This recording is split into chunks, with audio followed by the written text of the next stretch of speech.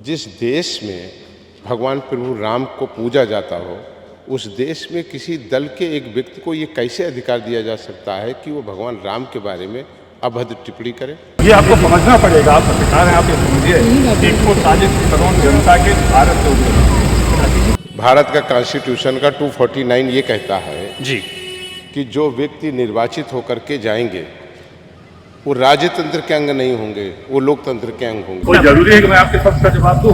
It's about 11:15 and I'm joined by someone who has actually given a shock treatment to Samajwadi party. आज जब सुबह अमित शाह जी और स्मृति ईरानी जी और साथ में दिनेश प्रताप जी मौजूद थे रायबरेली के उस क्षेत्र में, तो एक शॉक ट्रीटमेंट था उस समय जब अखिलेश यादव और राहुल गांधी दोनों एक जॉइंट रैली करने वाले थे। मनोज पांडे जी जो सपा से पहले विधायक रहे हैं, उन्होंने अचानक से ज्वाइन कर ली बीजेपी। ये सर क्या एक सरप्राइज एलिमेंट था? कभी किसी को नहीं, कोई सरप्राइज नहीं था।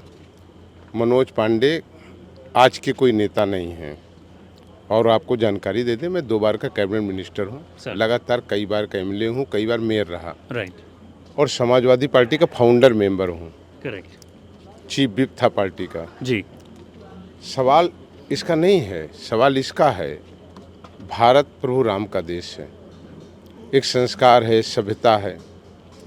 जिस देश में भगवान प्रभु राम को पूजा जाता हो, उस देश में किसी दल के एक व्यक्ति को ये कैसे अधिकार दिया जा सकता है कि वो भगवान राम के बारे में अभद्र टिप्पणी करे, माँ लक्ष्मी के बारे में अशब्द बोले, माँ दुर्गा के बारे में अशब्द बोले।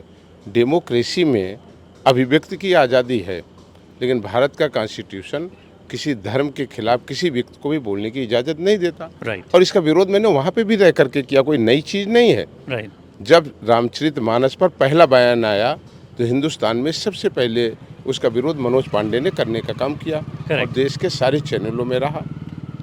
और समाजवादी पार्टी जब अपनी विचारधारा से बाहर हो जाए, हम लोग नेताजी के साथ काम किए और नेताजी की सरकार में मंत्री रहे, राइट, लेकिन जब समाजवादी पार्टी अपने मूल विचारों से अलग हो गई, आज जो अति पिछड़े हैं, दलित हैं, आज उनका क्या हाल है।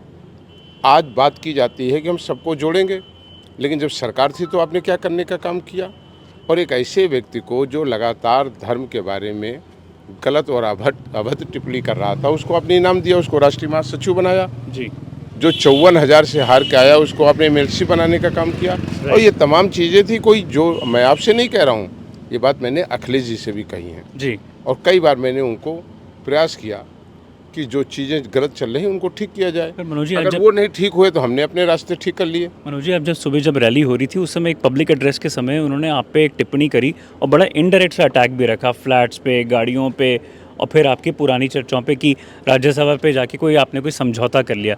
So how do you look at these attacks जो आपके अटैक इनडायरेक्ट किए गए हैं आज? अखिलेश यादव जी हमारे बाद समाजवादी पार्टी में आए, उस समय तक मैं समाजवादी पार्टी का युवजन सभा का प्रदेश अध्यक्ष रह चुका था, पार्टी का वाइस प्रेसिडेंट था, और इन पदों में रहने के बाद वो पढ़ाई करके आए हैं। कोई व्यक्ति क्या टिप्पणी कर रहा है, जरूरी नहीं है कि हर टिप्पणी का जवाब दिया जाए, हर गंदी चीज़ का किसी गंदी चीज़ से जवाब दिया जाए।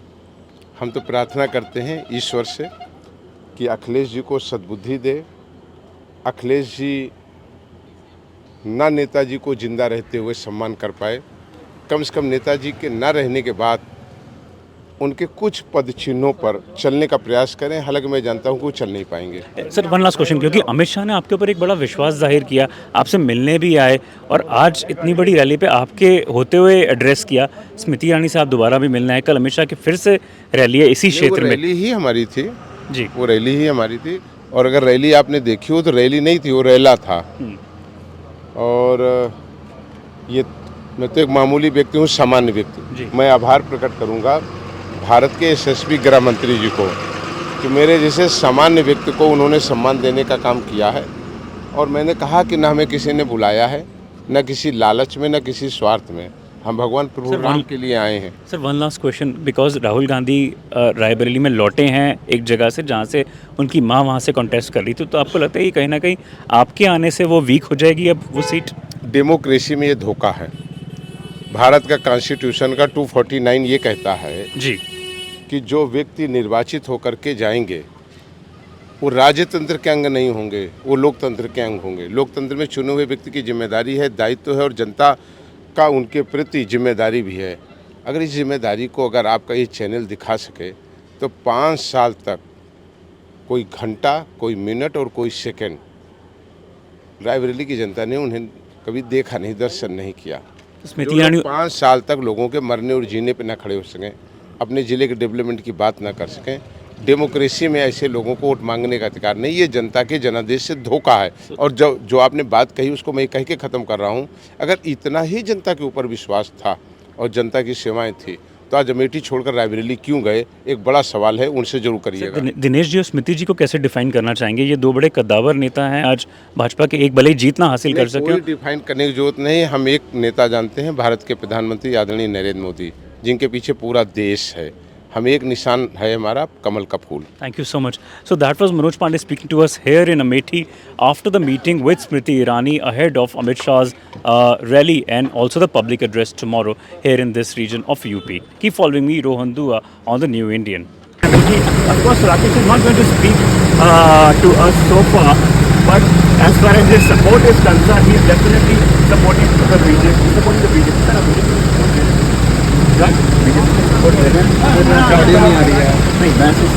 कोई जरूरी है कि मैं आपके सबका जवाब दूं?